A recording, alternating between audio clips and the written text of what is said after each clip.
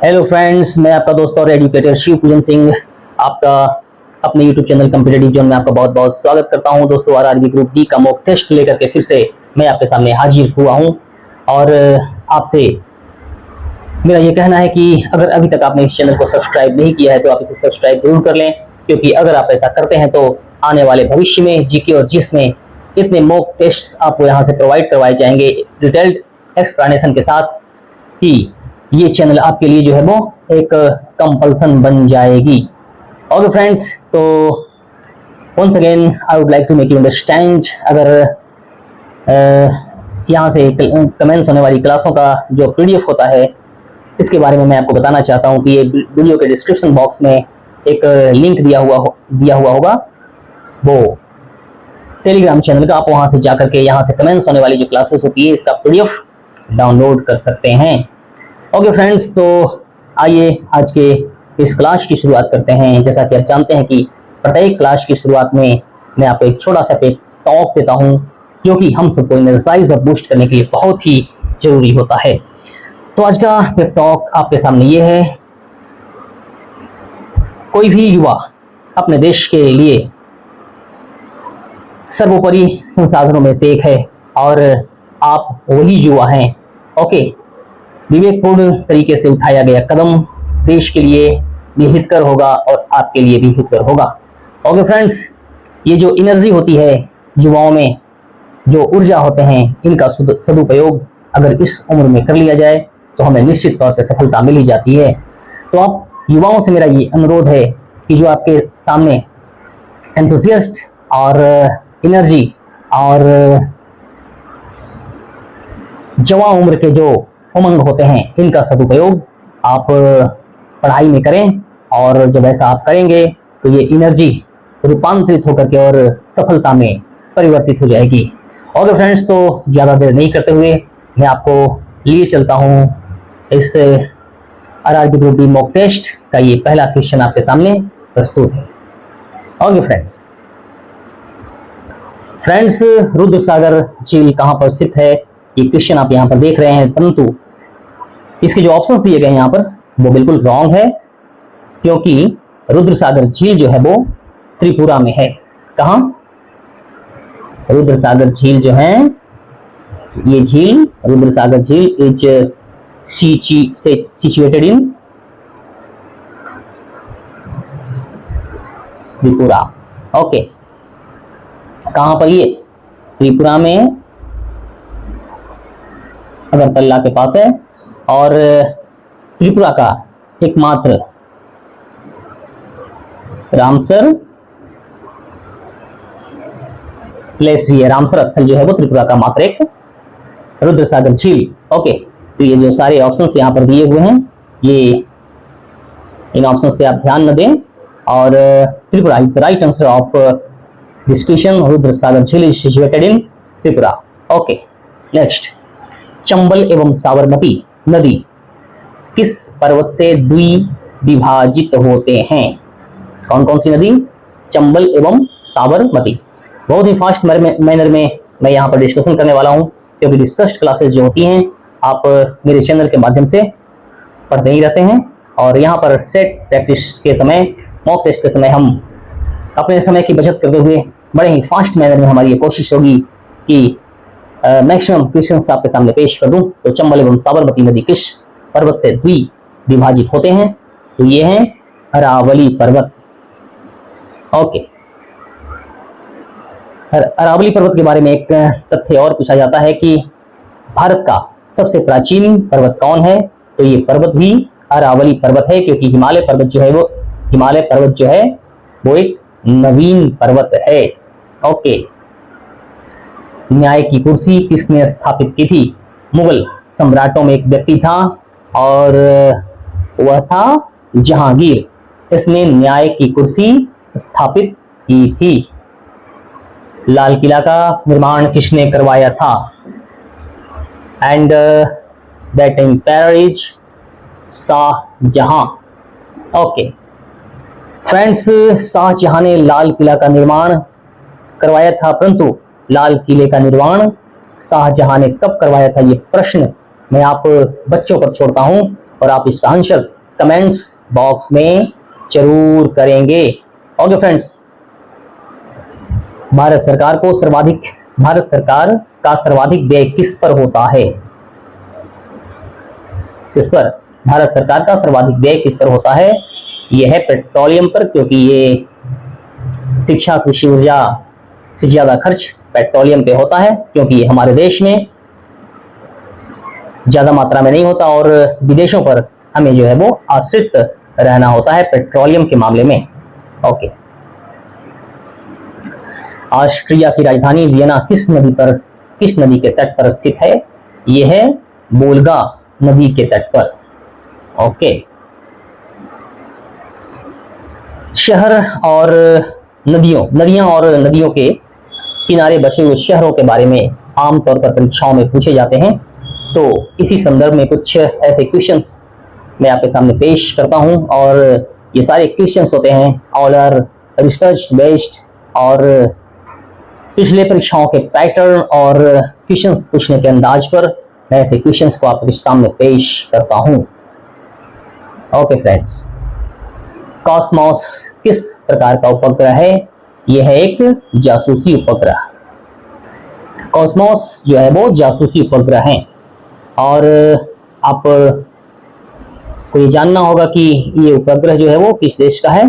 यह है रशिया, और 1962 में जो है वो फर्स्ट टाइम इसे लॉन्च किया गया था। और कॉस्मोस जो उपग्रह हैं ये सीरीज हैं, यानी कि बहुत सारे सीरीज, जैसे कि हिंदुस्तान में मिसाइलें हैं ना, अग्नि फर्स्ट, अग्नि 2, इस तरह से पृथ्वी मिसाइलें, तो इस तरह से ये सैटेलाइट है। ये तो मिसाइल नहीं है, सैटेलाइट है, और ये रसिया का है, और 1962 में फर्स्ट टाइम जो है वो इसे लॉन्च किया गया था। ओके, गौतम बुद्ध की मृत्यु कहाँ हुई थी? गौतम बुद्ध की मृत्यु कुशीनगर। ओके, गौतम बुद्ध का जन्म 563 ईसा पूर्व और कुशीनगर में जो है वो इनकी मृत्यु हुई थी। और वेयर इज कुशीनगर सिचुएटेड? तो कुशीनगर जो है वो वर्तमान में उत्तर प्रदेश में है। भूकंप की तीव्रता किससे मापी जाती है? ओके, दिस इज मिसप्रिंटेड हियर, और ये होना चाहिए था किससे। भूकंप की तीव्रता किससे मापी जाती है? तो ये मापी जाती है सिस्मोग्राफ से। Okay friends, all of you are enjoying this class very much, और आप बच्चों से मेरा ये आग्रह है कि बिल्कुल इस चैनल के माध्यम से जुड़ करके अपने स्टडी को और अपने नॉलेज को बूस्ट करें, और परीक्षाओं में आपकी सफलता की कामना इस चैनल के माध्यम से आपको प्रस्तुत करवाया जा रहा है। बशर्ते कि आप अपने कर्म पर विशेष ध्यान दें, और यही कर्तव्य परायणता आपको सफल बनाएगा। प्रत्येक मनुष्य अपने कर्मों का फल, और उसी कर्म फल के सिद्धांत से हम चलते हैं, और यही कर्म फल, अगर हमारे कर्तव्य पथ पर अगर हम डटे रहेंगे तो निश्चित तौर पे हमें सफलता मिलेगी। ये बूस्टिंग और अपलाउडिंग वर्ड्स मैं आपको इसलिए बताते रहता हूं ताकि आप हिम्मत न हारें। खजुराहो के मंदिर का निर्माण किस वंश के शासक ने करवाया था? तो ये हैं चंदेल वंश के शासकों ने खजुराहो के मंदिर का निर्माण करवाया था। Where is Khajuraho situated? ये है आपके मध्य प्रदेश। ओके फ्रेंड्स, और ऐसे इंपॉर्टेंट क्वेश्चंस जब आप पढ़ते हैं तो निश्चित तौर पे these are repeated questions of railways, और बहुत बड़ी संभावना बनती है कि रेलवे अपने क्वेश्चंस को बार बार रिपीट करता है। ओके, भारत में ईस्ट इंडिया कंपनी की स्थापना 1600 ईस्वी में, ऐसे तो 1602 ईस्वी है। ओके, 1602 ईस्वी में ईस्ट इंडिया कंपनी की स्थापना हुई थी, लेकिन यहाँ पर राउंड अबाउट में दिया गया है तो 1600 ईस्वी आप यहाँ पर इसका आंसरिंग करेंगे। एग्जामिनेशंस पॉइंट ऑफ व्यू से ऐसे तथ्यों को मैं आपके सामने पेश कर देता हूं, क्योंकि जब कभी कभी एग्जैक्ट आंकड़े दिए जाते हैं तो आप वहां पर चूक न जाएं, इसलिए ऐसे तथ्यों की व्याख्या बहुत जरूरी हो जाती है। ओके, मुंडा विद्रोह का नेतृत्व किसने किया था? बिरसा मुंडा। और इसका काल, इतिहास के कालखंडों का वर्णन मैंने अपने ऐतिहासिक वीडियोस में किया है, आप वहां पर जा करके इन तथ्यों के बारे में पढ़ेंगे, जानेंगे और अपने आप को बूस्ट करेंगे फ्रेंड्स। ओके, मुगल काल की सरकारी भाषा क्या थी? मुगल काल की सरकारी भाषा फारसी थी। जो लोग फारसी जानते थे, मुगल साम्राज्य के अंतर्गत उन्हें नौकरियां आसानी से मिल जाती थी, या यूं कहें कि मुगल दरबार में नौकरियां उन्हीं को मिलती थी जो कि फारसी लैंग्वेज को जानते थे। ओके फ्रेंड्स,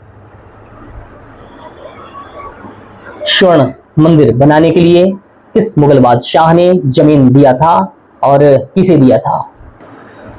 स्वर्ण मंदिर बनाने के लिए किस मुगल बादशाह ने जमीन दिया था? तो ये कौन सा? ये अकबर। ओके, एम्पेयर अकबर स्वर्ण मंदिर बनाने के लिए अकबर द्वारा सीधे तौर पर जमीन देने का कोई प्रमाण तो मिलता नहीं, लेकिन कुछ इतिहासकारों ने इसे माना है। ये पेशकश गुरु अमरदास को की गई थी अकबर के द्वारा, परंतु ऐसा मत है कि गुरु अमरदास ने इसे सीधे तौर पर ठुकरा दिया था। और उपलब्ध जानकारी के अनुसार गुरु रामदास ने खुद आसपास की जो जमीनें थी, गांव थे, वहां से जमीनें खरीदी थी और 700 रुपए में उन्होंने, रामदास जी ने स्वयं आसपास के गांव से जमीनें खरीदी थी। ओके फ्रेंड्स, तो ऐसे मत उपलब्ध होते हैं इतिहास की कुछ किताबों से, परंतु यहाँ हम एग्जामिनेशन पॉइंट्स ऑफ व्यू से पढ़ाई कर रहे हैं। तो स्वर्ण मंदिर बनाने के लिए मुगल बादशाह ने जमीन जो दिया था वो अकबर दिया था, ऐसी मान्यता मान करके हम यहाँ पर इसका स्टडी करेंगे। ओके, तो यहाँ पर आप इस क्वेश्चन का आंसर सी यानी कि अकबर ही देंगे। इतिहास हमेशा से एक विशद विषय रहा है और विभिन्न इतिहासकारों के अलग अलग मत होते हैं। ओके फ्रेंड्स, कोई इतिहासकार कुछ लिखता है तो कोई इतिहासकार कुछ, तो ऐसे में ये बहुत ही कंफ्यूजिंग पॉइंट्स बन जाते हैं। परंतु एनसीईआरटी के जो बुक्स होते हैं वहां से जो उपलब्ध जानकारी होती है तो उसी के आधार पे हम आंसर को डिसाइड करते हैं। तो आप इस आंसर को यही मानेंगे। ओके, अकबर। विशद और विस्तृत व्याख्याओं वाली क्लासेस मैं आपको प्रोवाइड करवाऊंगा। अभी अगली हमारी जो वीडियो होगी, जो कि मॉक टेस्ट से अलग होगी, अगली क्लास जो होगी मॉक टेस्ट से अलग होगी, और वो क्लास होगी 42 constitutional amendment. Okay, 42nd constitutional amendment, 42वां संविधान संशोधन 1976, और इस पे लंबी व्याख्या मैं आपको प्रस्तुत करूंगा। आप उस क्लास को जरूर देखेंगे। महाप्रयाण, ये मिसप्रिंट। ओके, दिस इज महाप्रयाग नहीं, ये घाट है, महाप्रयाण। ओके, महाप्रयाण घाट जो है वो किससे संबंधित है? ये जो है वो स्थल होते हैं जहां इनकी समाधियां होती हैं। यह doctor Rajendra Prasad, the first president of India republic, प्रकाश का रंग किसके द्वारा निश्चित होता है? यह आवृत्ति। ओके, लाइट की जो फ्रीक्वेंसी होते हैं।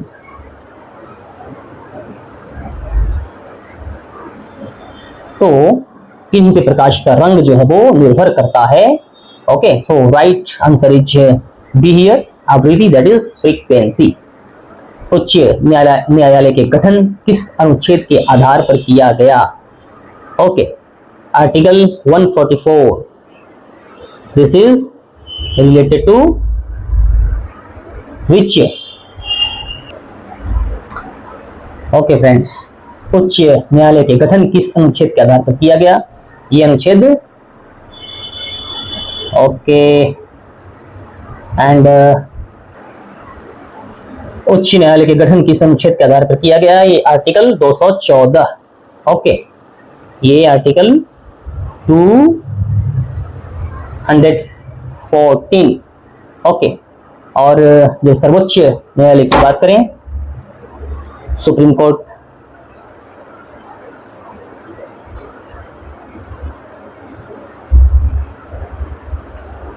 ये कहां से कहां तक आर्टिकल का वर्णन करता है? ये आर्टिकल 124 से लेकर के और article 147, supreme court of India related to article 124 to article 147। Okay, तो इन तथ्यों पर आप ध्यान रखेंगे। उल्टा झंडा किसका प्रतीक है? समर्पण, शांति, राष्ट्रीय आपदा या विपदा। ओके, तो ये राष्ट्रीय विपदा से संबंधित है। अरब सागर में स्थित लक्षद्वीप का निर्माण किस प्रकार से हुआ था? लक्षद्वीप का निर्माण प्रवाल भित्तियों से हुआ है।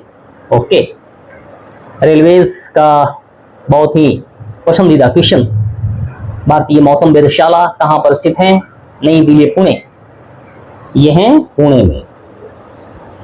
And IMD, okay, Indian meteorological department, ये जो है वो नई दिल्ली में है और मौसम का फोरकास्टिंग यहां से संबंधित है। भारत के किस स्टॉक एक्सचेंज के संचालन एवं नियंत्रण की जिम्मेदारी, ओके, भारत के किसी स्टॉक एक्सचेंज के संचालन एवं नियंत्रण की जिम्मेदारी किस पर होती है? ये किस पर होती है friends? SEBI, RBI, SBI। Okay, तो right answer is SEBI. Security and exchange board of India, security and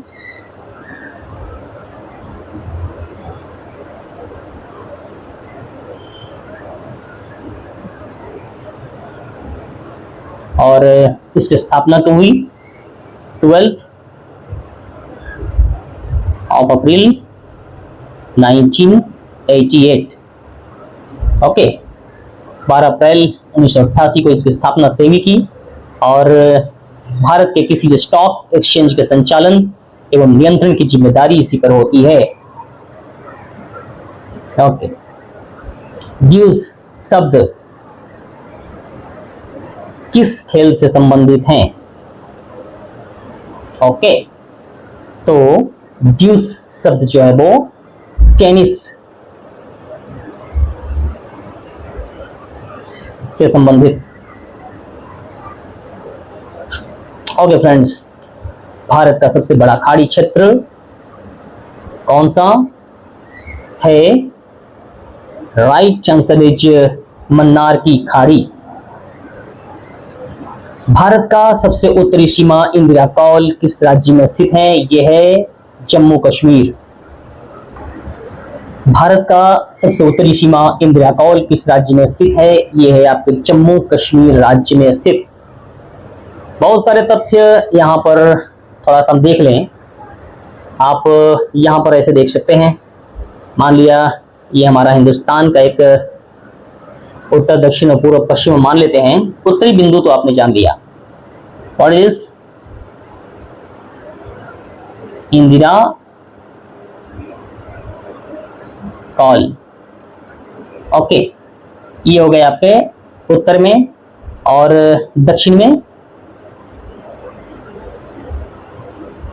Indira point, मुख्य बिंदु। दक्षिण की जो भूमि है वहां पर ये इंदिरा पॉइंट है। अगर और दूरस्थ दक्षिणतम बिंदु की ओर जाएं तो अंडमान निकोबार द्वीप की तरफ, तो यहां पर फ्रेंड्स थोड़ा इन तथ्यों पर आप ध्यान दे लें। उत्तरी पॉइंट, हिंदुस्तान का सबसे उत्तरी पॉइंट इंदिरा कॉल, जो कि कश्मीर में, और दक्षिण में कैप कोमोरिन। ओके, दक्षिण में कौन, ये वाला कैप कोमोरिन, जो कि मुख्य भूमि में है और तमिलनाडु में है। अगर हिंदुस्तान के दक्षिणतम बिंदु की बात करें, ओके, हिंदुस्तान के दक्षिणतम बिंदु की बात करें तो ये है Indira point. Okay, Indira point, ये आपको अंडमान और निकोबार द्वीप समूह में जो है वो मिल जाते हैं।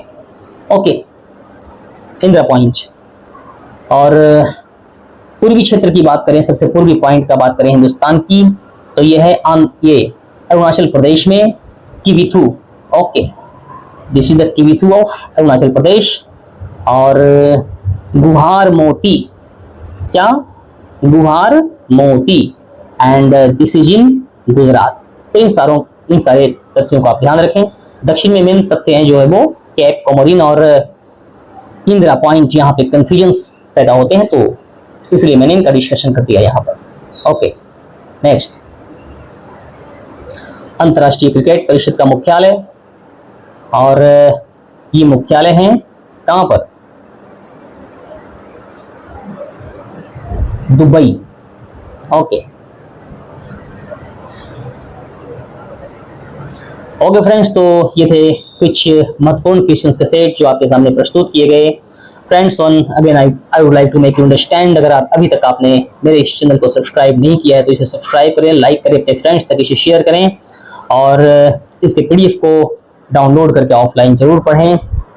ओके, वंस अगेन आपको ये रिकॉल करवा देना चाहता हूँ कि कठिन परिश्रम और लगातार किया गया प्रयास ही सफलता के मुख्य फैक्टर हैं, और यही वो फैक्टर हैं जो एक मनुष्य को साधारण से खास बनाता है। और अगर आपको भी सफलता हासिल करनी है किसी भी क्षेत्र में, तो आपको कंटिन्यूअस मेहनत करने ही होंगे। ओके फ्रेंड्स, तो चलते हैं, मिलते हैं अपनी अगली क्लास में। तब तक के लिए आप अपना ख्याल रखिए। जय हिंद, जय भारत।